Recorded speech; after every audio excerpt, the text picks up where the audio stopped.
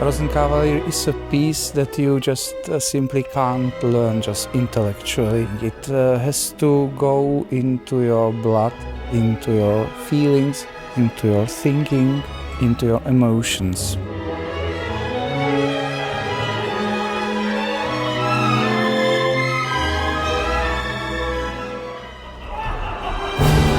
I am a girl playing a boy, and then I play a girl, and then I go back to a boy. It's fascinating to be the manipulator, the baddie.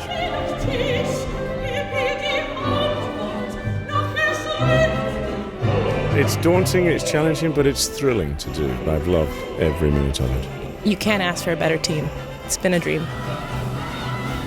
Heart-wrenching and heart-breaking is probably some of the most sublime music ever written.